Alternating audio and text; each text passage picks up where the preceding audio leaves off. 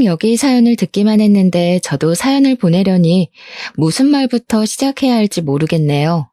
사실 얼마 전에 정말 끔찍한 사건을 하나 겪었거든요. 아직도 그때 생각하면 심장이 두근거리고 손이 떨리지만 이제는 그 일에서 벗어나고자 어렵게 컴퓨터에 앉아 사연을 보내려고 합니다. 비록 그리 횡설수설하더라도 넓은 마음으로 이해 부탁드려요. 먼저 본격적인 이야기를 하기에 앞서 우리 집 이야기를 해야 할 듯합니다. 저희 아빠는 제가 태어나기 전부터 할아버지의 사업을 물려받아 전자부품 제조회사를 운영했어요. 아빠는 회사를 키우는데 청춘을 바쳤고 그 결과 작년 기준 직원 수는 100명, 연매출은 150억 정도 나옵니다. 엄마는 아빠 회사의 사무실 업무를 담당하고 계세요. 저는 수도권의 4년제 대학교 영어 영문학과를 졸업하고 처음에는 아빠 회사에서 일하려고 했지만 돌아다니기를 좋아하고 한 곳에 진득히 있지 못하는 성격이라 회사 생활은 너무 지루하고 재미없을 것 같았습니다. 무슨 일을 해볼까 고민하다가 어릴 때 꿈인 스튜어디스가 되어보고자 항공사에 지원했는데 서류는 항상 붙었지만 면접에서는 자꾸 떨어지더라고요. 1년 정도 도전하다가 계속 안 돼서 결국 포기하고 지금은 학원 영어 강사로 근무 중입니다. 그리고 사실 저에게는 가족이 하나 더 있는데 바로 1살 많은 오빠예요. 오빠와 저는 제가 7살까지는 같이 살았습니다. 하도 어린 시절이라 기억이 가물가물하지만 어릴 적 사진을 보면 저는 항상 오빠의 손을 잡고 다녔고 오빠는 저를 다정스럽게 쳐다보며 잘 놀아주었어요. 행복만이 가득할 것 같은 우리 집에 오빠가 학교에 입학한 해의 추석 명절날 비극이 닥쳤습니다. 수도권에 살던 우리는 우리 집과 가까운 친할머니 집에 있다가 전라도에 사시는 외할머니 집에 가기 위해 고속버스 터미널에 갔어요. 원래 명절 때마다 터미널에는 사람이 붐볐지만 그 해는 유난히 사람이 많아 아빠는 오빠를, 엄마는 내 손을 꼭 붙잡고 이동하다가 사람들에게 휩쓸려 오빠가 아빠의 손을 놓쳐버렸습니다. 아빠가 바로 오빠의 이름을 불렀지만 오빠는 증발한 것처럼 사라져버렸어요. 그 뒤로 한동안 저는 친할머니 집에 있고 부모님은 오빠의 행방을 찾으러 몇 년 동안 전국 각지를 돌며 다녔지만 오빠의 머리카락조차 발견되지 않았습니다. 오빠가 실종되고 우리 집은 몇 년간 초상집이었어요. 웃음소리도 대화 소리조차도 없었고 그저 눈물과 한숨 소리로만 가득했습니다. 부모님이 저에게 화를 내거나 무섭게 하시지는 않았지만 부모님의 얼굴에는 그늘이 가득했었고 저는 그런 부모님께 투정이나 어리광 한번 부리지 못하고 자랐어요. 그렇게 5년 정도가 지났습니다. 부모님은 여전히 슬픔에 잠겨 있었고 저는 왜인지 모르게 자주 배가 아프고 무엇보다 두통이 심했어요.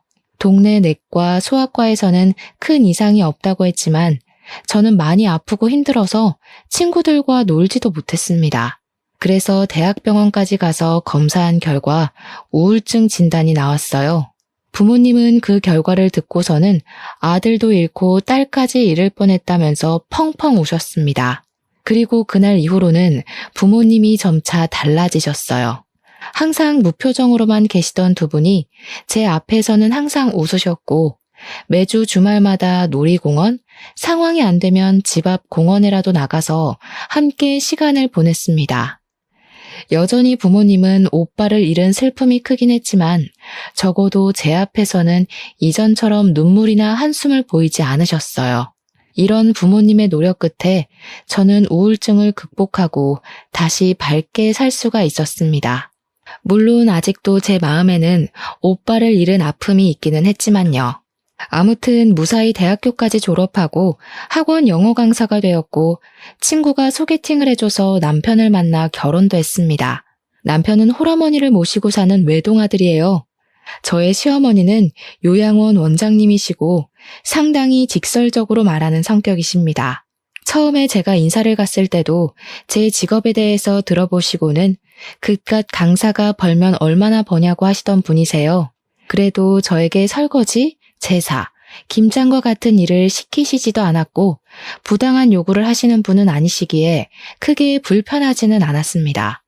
남편도 저는 물론 친정 부모님께도 정말 잘했으며 집안일도 잘 도와주었어요.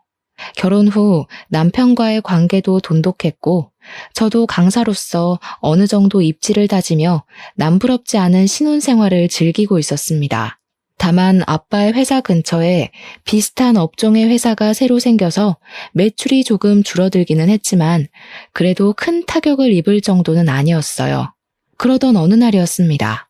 아빠의 생신을 앞두고 평일에는 다들 일하느라 한자리에 모이기 힘드니 주말에 같이 점심을 먹으며 아빠의 생신 파티를 하기로 했어요.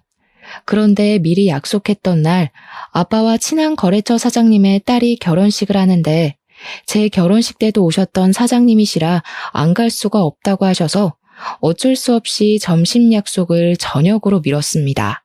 아빠는 결혼식을 다녀오고 저녁에 가족끼리 만났는데 아빠가 큰 고민이 있어 보이셨어요. 저는 걱정이 돼서 결혼식장에서 무슨 일 있었냐고 물었더니 아빠가 하는 말이 결혼식장에서 오빠와 닮은 사람을 만난 것 같다고 하시는 게 아니겠어요?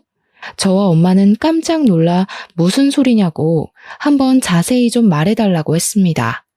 결혼식장에서 진혁이와 아주 똑같이 생긴 사람을 봤어.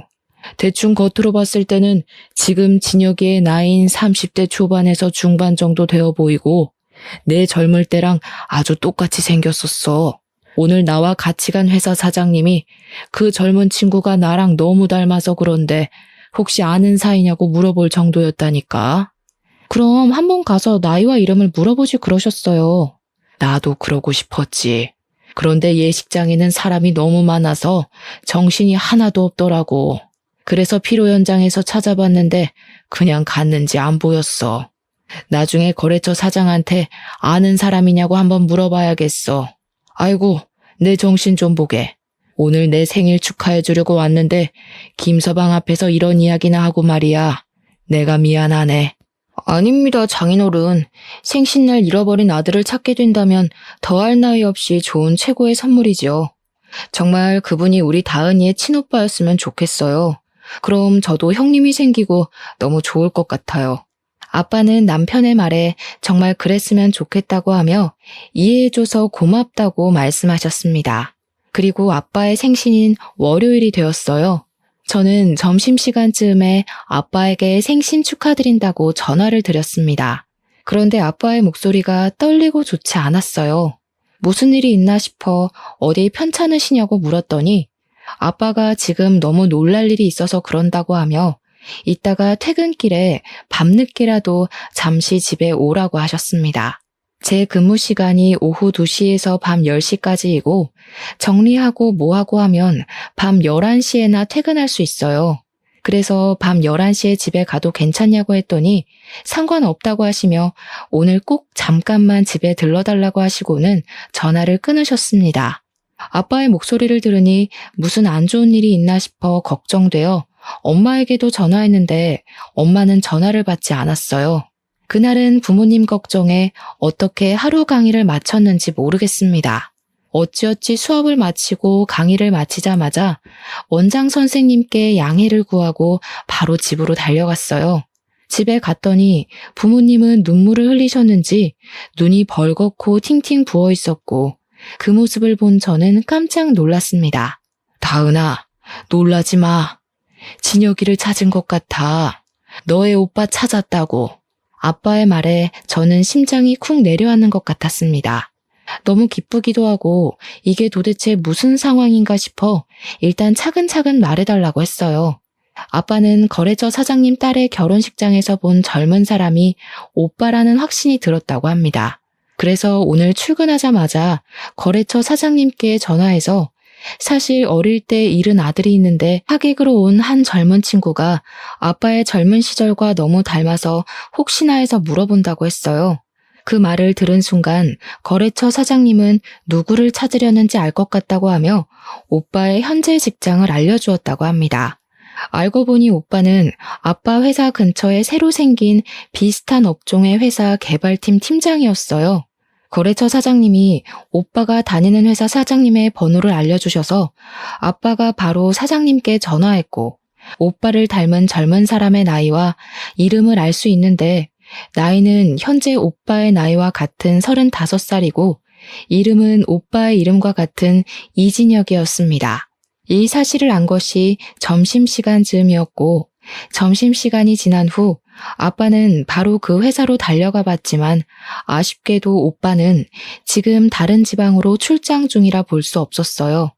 하지만 사원증으로 사진은 볼 수 있었는데 사진을 보니 오빠라는 확신이 들었다고 합니다.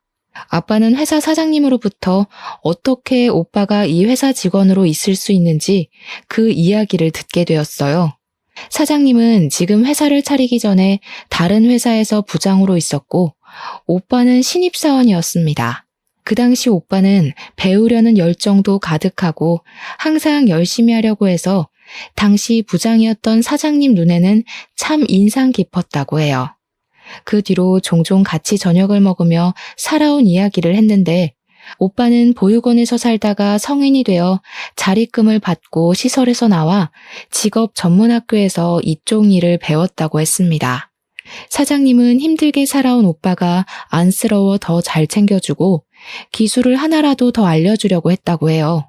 그러다가 사장님이 우연한 기회에 자신의 회사를 차릴 수 있었는데 함께 일할 직원을 구하다가 오빠가 생각나 개발팀 팀장으로 스카우트했다고 했습니다.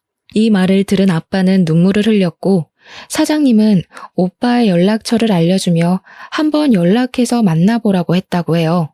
저는 부모님의 이야기를 듣고 드디어 오빠를 찾았다는 생각에 기쁘기도 하고 얼떨떨하기도 했습니다.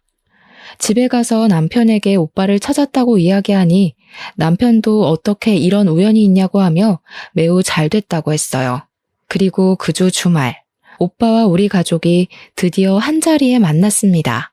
엄마는 오빠의 뺨을 어루만지며 드디어 우리 아들을 만났다고 눈물을 흘렸고 오빠 역시 너무 보고 싶었다고 하며 펑펑 울었어요. 그리고 오빠는 저를 보더니 매일 울기만 하고 코나 질질 흘리던 그 꼬맹이가 벌써 이렇게 커서 결혼까지 했냐고 했습니다. 우리 가족의 모습을 본 남편도 옆에서 눈물을 흘렸어요. 오빠는 지금 우리 집과 그다지 멀지 않은 곳에서 살고 있었기에 우리는 앞으로도 종종 모이기로 약속했습니다. 남편 역시 오빠에게 매형이 생겨서 너무 기쁘다고 하며 앞으로 자주 만나 함께 술도 마시자고 했어요. 그 뒤로 남편은 오빠와 종종 둘이서만 만나 함께 저녁도 먹고 술도 마셨습니다. 그러다가 술을 너무 과하게 마시면 남편은 저한테 혼난다며 오빠 집으로 가서 잠도 자곤 했어요. 그럴 때마다 저는 술 먹고 집에 안 들어오는 남편을 향해 바가지를 긁었지만 오빠는 매제 아침에 해장까지 시켜서 잘 보낼 테니 남편 너무 혼내지 말라고 했습니다. 저와는 달리 부모님은 오빠와 남편이 형제처럼 잘 지내는 것 같아 너무 보기 좋다고 흐뭇해하셨어요. 그렇게 2년 정도가 지났습니다. 아빠는 이제 연세가 있으셔서 회사 운영하는 데 많이 힘들어하셨어요. 아빠는 같이 일도 하고 앞으로 회사를 물려받을 수 있을 정도로 믿을 만한 사람이 필요하다고 했습니다. 직원들도 있었고 회사 간부도 있기는 했지만 아빠는 그 사람들이 회사를 운영해 나가기에는 적합하지 않다고 생각하셨어요.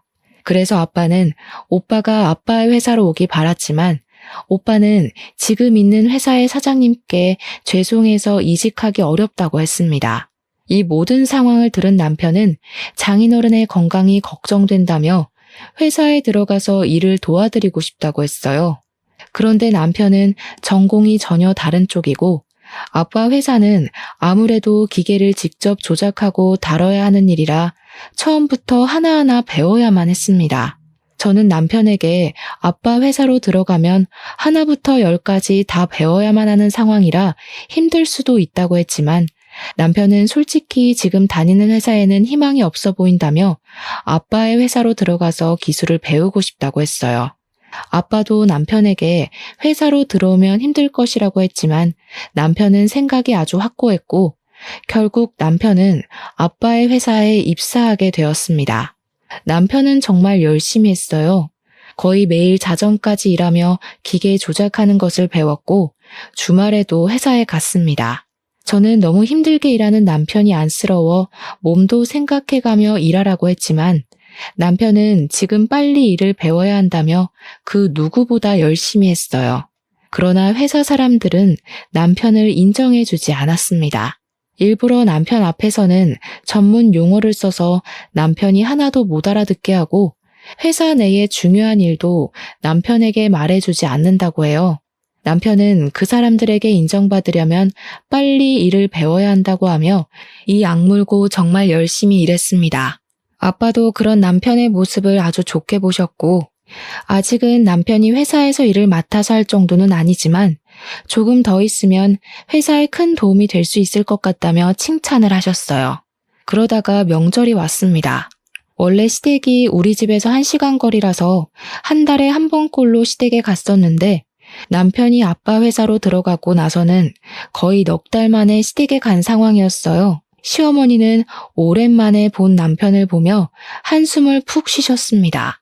우리 준석이 얼굴이 아주 반쪽이 됐네. 예, 우리 준석이가 너네 아빠 회사에서 일하는데 무슨 일반 사람들처럼 그렇게 일을 시키니? 아무래도 아빠 회사는 기술이 필요한 회사라 아직은 배우느라 그래요. 다들 이쪽 업계에서 10년, 20년은 되신 분들인데 이분들과 함께 일하려면 아무래도 남편도 열심히 해야죠. 그래서 저와 남편이 힘들 수 있다고 남편을 말렸는데 남편이 굳이 아빠 회사에 들어갔네요. 어머, 얘 좀 보게.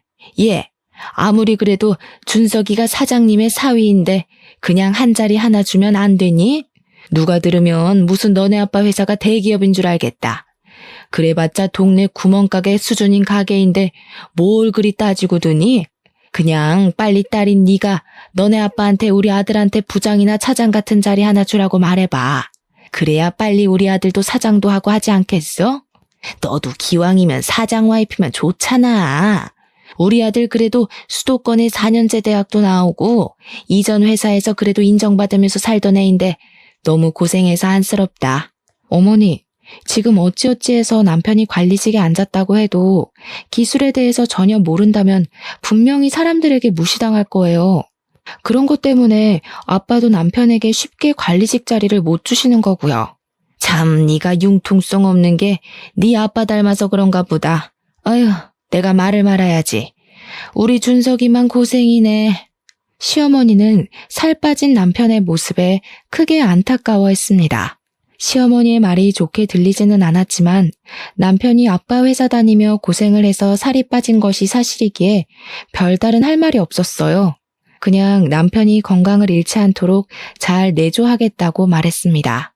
그런데 시어머니가 그 뒤로도 명절 내내 우리 아들 안쓰럽다며 이야기를 했고 처음에는 저도 같이 안쓰러운 마음이 들었으나 점점 듣기 힘들었고 슬슬 짜증이 났어요. 이런 제 마음을 알았는지 남편도 시어머니에게 그만하라고 했고 남편의 말에 시어머니는 이야기는 하지 않았는데 집에 갈 때 보니 시어머니가 울고 있었습니다. 왜 우시냐고 했더니 준석이가 너무 안쓰럽다고 하며 너네 아빠한테 잘 이야기해서 얼른 관리직 하나 달라고 했어요. 그래도 30대 중반인데 아직도 그렇게 남의 밑에서 고생하며 일하는 게 너무 안쓰럽다면서요. 저는 그날 시댁에서 나오면서 남편에게 혹시라도 버티기 어려울 정도로 힘들면 언제든지 말하라고 했습니다. 남편은 이제 일도 조금씩 손에 익고 괜찮다고 하며 열심히 해보겠다고 하는데 남편을 보니 뭔가 고맙기도 했고 마음이 짠하기도 했어요. 그렇게 1년 정도 지나자 아빠 회사 임직원들이 드디어 남편을 인정해주기 시작했습니다. 하루는 회식을 갔다가 남편이 아주 기분 좋아서 오는 거예요. 회식 때 무슨 좋은 일 있었냐고 했더니 오늘 회식 자리에서 부장님이 사과했다는 겁니다. 무슨 소리냐고 하니 부장님이 그동안 사장님의 사위인데다가 이쪽 업계에서는 한 번도 일해보지 않았다고 해서 낙하산으로 오해했는데 지난 1년간 정말 열심히 일하는 것을 봤다며 오해해서 미안했다고 말했다는 것이에요. 부장님의 말에 다른 직원들도 자신들도 오해했다고 하며 남편에게 사과했다고 합니다. 남편은 역시 진심은 통하는 것 같다며 뿌듯해했고 그 뒤로는 회사 사람들과 잘 어울렸고 대리로 승진도 했어요. 남편이 대리가 되고 얼마 지나지 않았을 때 아빠와 오빠 회사에 큰 변화가 생겼습니다. 이런저런 복잡한 사정으로 인해 오빠의 회사가 아빠의 회사로 인수합병이 돼서 오빠가 아빠의 회사에서 일하게 되었어요. 오빠가 다니던 회사와 아빠가 운영하시던 회사는 거의 같은 부품을 제조하는 업체이고 부품을 제조하는 기계 역시 거의 같았습니다. 그래서 오빠는 회사 일에 쉽게 적응할 수 있었고 일을 너무 잘했어요. 아빠 회사 사람들도 오빠가 일을 잘한다는 것을 부정하지 못했습니다. 게다가 눈치도 빠르고 눈썰미도 있고 사람들 사이에 잘 융화되었어요. 무엇보다 회사 합병 후 처음에 이런저런 갈등들이 꽤 많았는데 그런 갈등이 생길 때마다 오빠는 현명하게 대처해서 큰 싸움이나 갈등이 생길 뻔한 것을 막았다고 합니다. 사람들은 다들 오빠의 성품과 실력을 높이 평가했고 오빠는 바로 차장으로 초고속 승진을 했어요. 오빠는 임직원들이 낙하산이라고 불만을 토로하면 어쩌냐고 했지만 회사 내에서는 아무도 오빠가 차장이 되었다고 해서 불만을 품지 않았습니다. 이렇게 오빠는 초고속으로 차장이 되었지만 남편은 여전히 대리였어요. 물론 남편도 최선을 다해서 노력하고 있었습니다. 하지만 20살 때부터 직업 전문학교에 들어가서 일해온 오빠와 이제 고작 3년 차인 남편이 어떻게 같을 수가 있겠나요? 저와 아빠는 당연히 오빠가 먼저 승진하는 것이 바르다고 생각했는데 남편은 그게 아니었습니다. 남편은 계속 오빠가 차장이 된 것이 마음에 들지 않는다는 식으로 이야기했어요. 하루는 남편이 퇴근하고 집에 왔는데 투덜대는 것입니다. 장인어른 정말 너무하시는 거 아니야?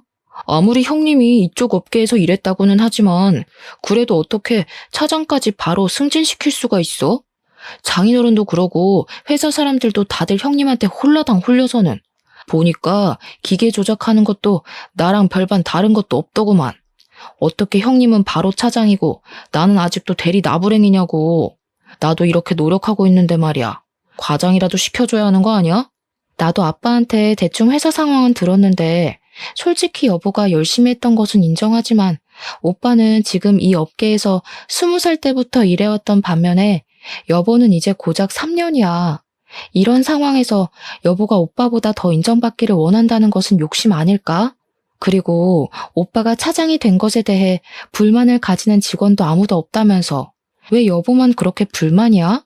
솔직히 나는 기계 어떻게 조작하는지 어떤지 아무것도 모르기는 하지만 그래도 아빠와 회사 직원들이 다들 인정했다면 여보보다 오빠가 더 실력이 있다는 뜻 아닐까?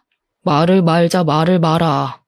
너도 이씨 집안이니 당연히 너네 오빠가 먼저 차장되는 게 당연하다고 생각하는 거겠지. 남편은 제 말에 수긍하지 못하고 혼자 씩씩대더니 작은 방으로 문 닫고 들어가 버렸습니다.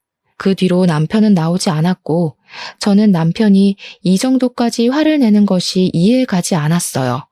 그렇게 밤이 되고 저는 혼자 큰 방에서 잠을 잤습니다.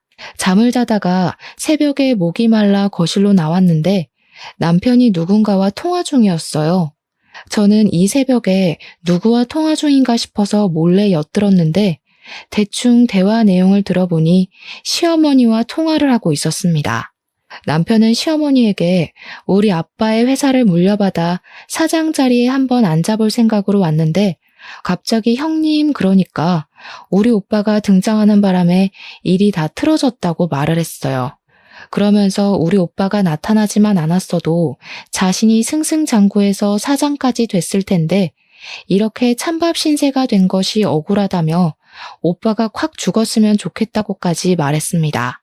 시어머니는 남편의 말에 화가 잔뜩 난 듯했고 우리 아빠에 대해 좋지 않은 이야기까지 하는 듯했어요. 이 이야기를 들은 저는 너무 충격이었습니다. 남편이 갑자기 아빠의 회사에서 일한다길래 저는 정말 아빠를 돕고 싶어서인 줄로만 알았는데 사장 자리까지 생각한 줄은 몰랐어요. 게다가 오빠 때문에 자신이 사장을 못할 것 같은 상황이 되자 오빠가 죽었으면 좋겠다고까지 말하는 것이 충격이다 못해 섬뜩했습니다. 저는 방문을 열려다가 남편의 목소리가 너무 격양되어 있어서 일단 못 들은 척하고 다시 조용히 큰 방으로 갔어요. 저는 이 상황을 어찌해야 할지 몰라 밤새 고민을 하다가 남편이 출근한 후 바로 아빠에게 전화했습니다. 아빠는 안 그래도 저에게 할 말이 있어서 전화하려고 했다고 했어요. 사실은 말이다. 김서방이 요새 회사 내의 소문이 정말 안 좋아. 자신이 사장님의 사위라서 회사를 물려받을 것이라고 하며 회사 사람들에게 갑질하고 회사 사람들을 무시하고 다닌다더구나. 게다가 새로 들어온 사무실 여직원이 있으면 자신이 이 회사 사장이 될 것이라고 하며 따로 만나서 밥 먹고 술 먹고 하나 봐. 요새 김서방 집에는 일찍 들어오니? 아니요. 거의 매일 일해야 하느라고 늦게까지 일했어요. 여전히 밤 11시나 돼야 집에 와요. 근데 매일 회사 사람들과 밥을 먹으면서 반주한다고는 했어요.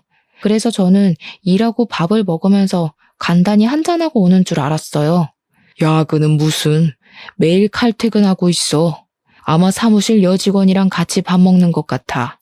어찌됐건 나는 김서방에게 회사 경영을 절대 맡기지 않을 것이고 회사 관리직으로 앉힐 생각도 없어. 아무리 가족이라고 해도 가족과 회사는 엄연히 다른 거야. 네가 서운해하지 않았으면 좋겠구나. 사실 저도 아빠에게 드릴 말씀이 있어요. 어제 남편이 시어머니와 통화하면서 남편이 아빠 회사를 물려받아 사장이 되고 싶었는데 갑자기 오빠가 나타나는 바람에 일이 다 그르쳤다고 했어요. 심지어 오빠가 죽었으면 좋겠다고까지 하더라고요. 그래서 저도 아빠에게 이 사실을 알리려고 전화했어요. 아빠도 내 말에 적잖이 충격을 받으셨고 저 역시 남편과 앞으로 어떻게 해야 하나 고민을 했습니다. 그 뒤로 저와 남편은 한 집에서 살지만 남남처럼 지냈어요. 남편은 매일 밤 1시에서 2시 정도에 들어와서 아침 6시에 나갔습니다. 남편과 대화를 해보려고 해도 집에 오면 바로 작은 방에 문을 닫고 들어가 버리고 저랑은 눈도 마주치지 않으려고 해서 대화조차 할 수가 없었어요. 그러다가 주말이 되었습니다. 아침 10시쯤에 일어났는데 남편은 일찍부터 어디론가 나가서 보이지 않았어요. 남편이 한 번씩 주말에 운동하러 나갔다가 오후 늦게 집에 들어왔었기에 당연히 남편이 운동하러 갔을 것으로 생각했습니다. 저 혼자 간단히 밥을 먹으려고 준비하고 있을 때 엄마에게 전화가 왔어요. 겉절이랑 남편이 좋아하던 갈비찜도 하고 밑반찬 몇 개 했다고 하시며 아빠와 함께 집에 잠깐 들려도 되겠냐고 하셨습니다. 저는 지금 남편 없으니 집에 오시라고 했어요. 잠시 후 엄마와 아빠가 갈비찜에 겉절이에 밑반찬을 한가득 들고 오셨습니다. 부모님은 집에 오시자마자 냉장고 앞으로 가셔서는 냉장고에 반찬들을 하나하나 넣어주셨어요. 그러고 있는데 밖에서 비밀번호 누르는 소리가 들렸습니다. 저는 당연히 남편인 줄 알고 현관으로 갔는데 남편과 시어머니가 함께 서 있었어요. 시어머니는 저를 보자마자 뺨을 때렸습니다. 내가 저번 명절 때 분명히 말했지? 너네 아빠한테 말해서 얼른 관리직이라도 한 자리 달라고 말이야. 아니 지금 너네 아빠 회사에 다닌 지 몇 년이 됐는데 아직도 대리 나부랭이가 뭐니? 너네 오빠인가 뭔가 하는 사람은 들어온 지 한 달 만에 차장 달았던데. 솔직히 너네 아빠 너무한 거 아니냐? 아빠도 다 생각이 있으셔서 그렇게 하시는 거죠. 아무리 그래도 그렇지 이렇게 막무가내로 오셔서 갑자기 제 뺨을 때리시는 건 너무하신 거 아니에요? 뭐가 너무해? 나 지금 너 머리채도 잡고 싶은 거 간신히 참고 있다. 아니 도대체 그깟 구멍가게에서 왜 그리 관리직 자리를 안 줘? 지금 당장도 우리 아들 사장 자리 앉혀놓으면 잘할 텐데 왜 우리 아들을 못 믿고 그렇게 노예처럼 부려먹냐고. 그리고 네 오빠라는 사람은 솔직히 몇십 년 만에 만났으면 남남 아니야? 네 오빠라는 사람한테는 한 달 만에 차장 자리 주고 3년 가까이 일한 우리 아들은 아직도 대리이고 이게 말이 된다고 생각해? 손을 놓쳐서 사라졌으면 평생 죽은 듯이 살았어야지. 왜 갑자기 나타나서는 우리 아들 앞길을 방해하고 난리야? 에이, 그냥 보육원에서 죽어버리지. 시어머니는 우리 아들이 아직도 대리인 게 말이 되냐며 이거는 명백한 차별이라고 소리를 고래고래 질렀습니다. 부엌에서 음식을 정리하고 있던 부모님은 시끄러운 소리에 현관으로 오셨고 시어머니의 말에 화가 많이 나 보이셨어요. 사돈, 지금 이게 무슨 말씀입니까? 터진 입이라고 그딴 말 짓거려도 되는 겁니까? 어떻게 말을 그따위로 할 수가 있어요? 아이고, 두 분 다 여기 계셨네요. 마침 잘 됐네요.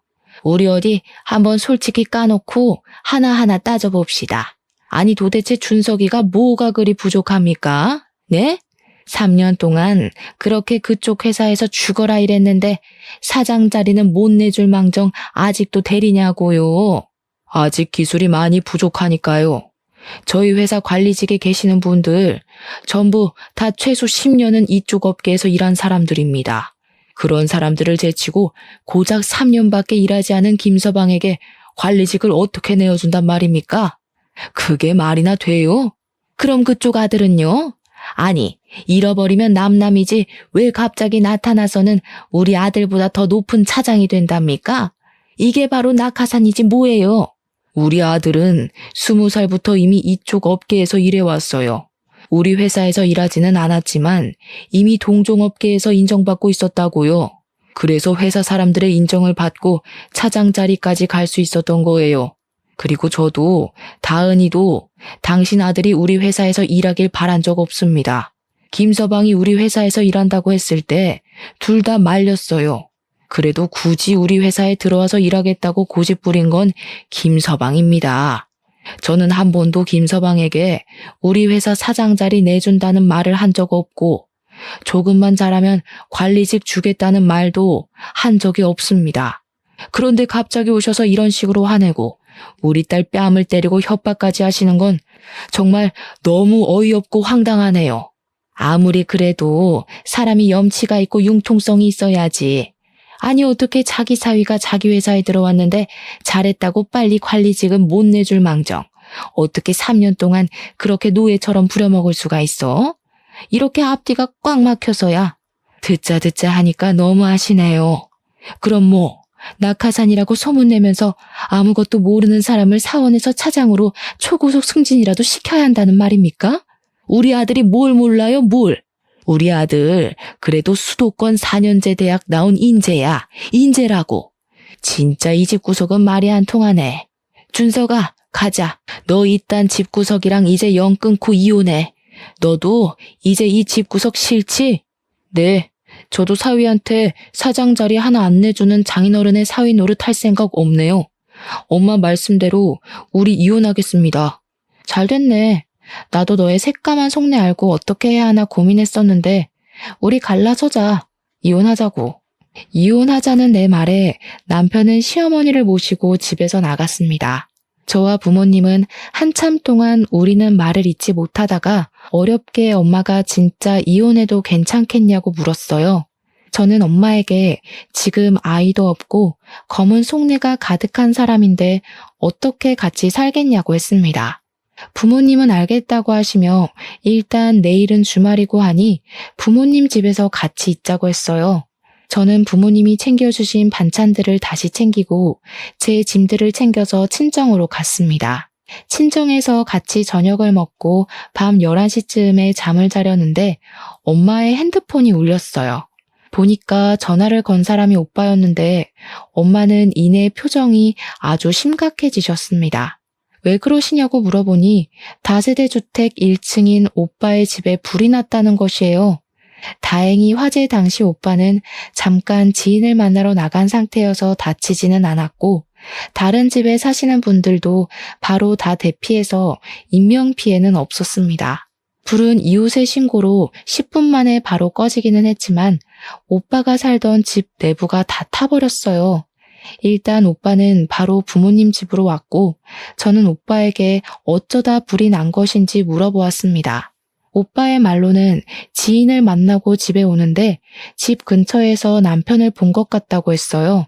어두웠지만 분명히 남편이 평소에 자주 입던 운동복에 모자를 쓰고 있었고 남편도 역시 오빠를 본 것 같았지만 의도적으로 피한 것 같다고 했습니다. 그렇게 남편이 사라지고 나서 오빠 집에 불길이 치솟았다고 해요. 이 소리를 듣고 화가 난 우리 가족은 바로 남편은 방화범으로 고소했습니다. 다음날 화재 원인을 찾기 위해 합동 감식을 했는데 방화로 확인되었고 CCTV와 맞은편 주차되어 있는 차량 블랙박스를 확인한 결과 남편이 근처 쓰레기에 불을 붙이고 1층에 살던 오빠 집 창문에 투척하는 장면이 아주 적나라하게 찍혔더라고요. 남편은 바로 구속이 되었습니다. 저는 남편의 구속과 동시에 이혼을 하려 했으나 당당히 이혼하자던 남편이 이혼 동의를 해주지 않았어요. 결국 우리는 이혼 소송까지 하게 되었습니다. 이혼 소송까지 해야겠다는 제 말에 아빠는 직장에서 남편과 불륜 저지른다고 소문난 20대 회사 여직원의 인적 사항을 알려주셨어요. 저는 바로 그 상간녀와 만났는데 상간녀는 저를 보자마자 무릎을 꿇더니 아직 20대인데 제 앞길 꼬이는 것 원하지 않는다고 하며 잘못했다고 빌었습니다.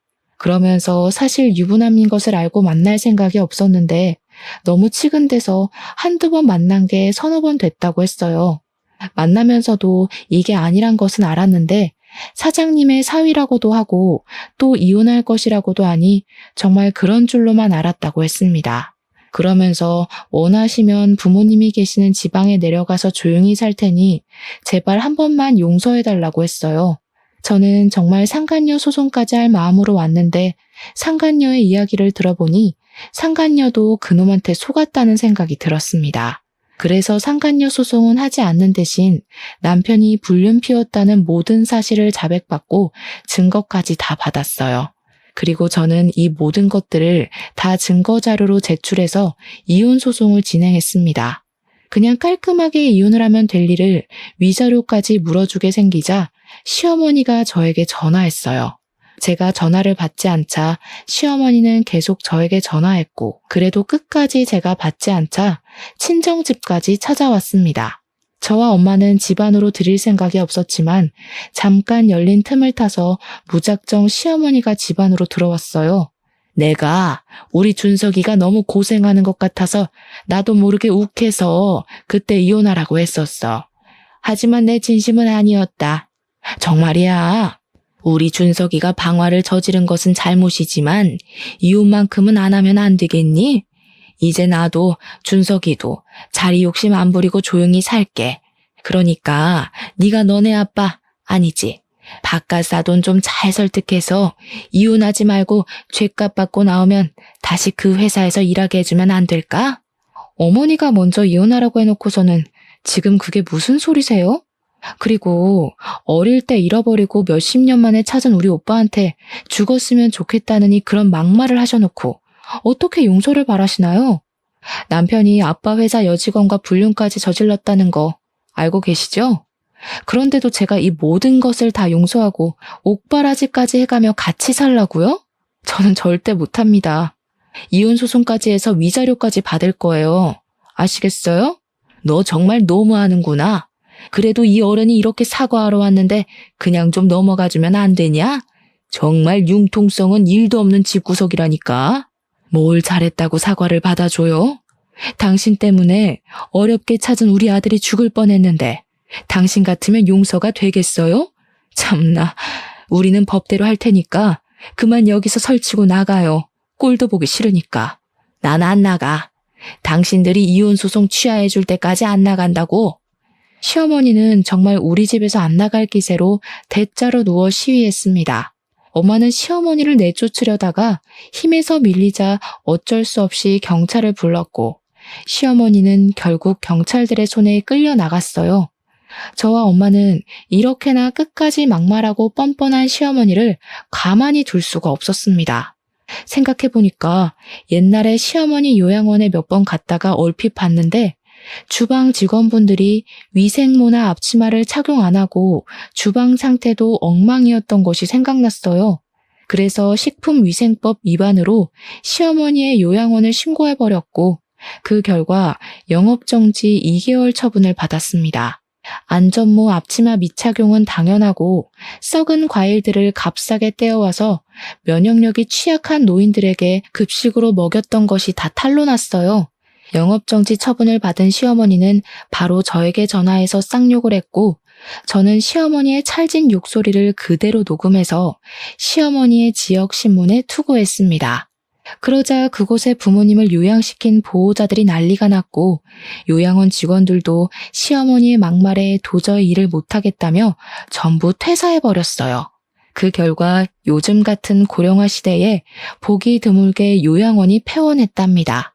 이러한 일이 있고 나서 적지 않은 시간이 흘렀어요. 저는 지금 친정 부모님과 함께 살며 친정 아빠 회사로 들어가 사무실 직원으로 일하고 있습니다. 오빠는 여전히 회사에서 인정받으며 열심히 일하고 있어요. 남편은 이혼 소송에서 패소해서 위자료를 지급해야 했고 방화죄로 징역 2년이 선고되었습니다. 그리고 요양원이 폐원되는 바람에 당장 돈벌이도 잃고 아들의 옥바라지까지 해야 할 처지가 된 시어머니는 살던 집도 팔아버리고 허름한 원룸 하나 구해서 겨우 살고 있다고 해요. 이렇게 자리 욕심에 눈이 멀었던 전 남편과 전 시어머니는 해서는 안 될 잘못을 저질러 지금 죗값을 톡톡히 받고 있습니다. 아직도 저와 부모님은 오빠의 집에 불이 난 그날을 생각하면 두 손이 벌벌 떨리고 심장이 쿵 내려앉아요. 그때 오빠가 밖에 있어서 다행이었지. 만약에 집안에 있었다면 어렵게 찾은 오빠를 다시 영원히 못 볼 뻔한 것이잖아요.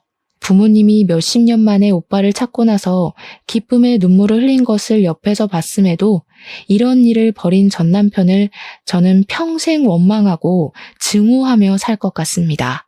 부디 저와 제 가족이 겪는 불행은 이것으로 마무리되었으면 좋겠어요.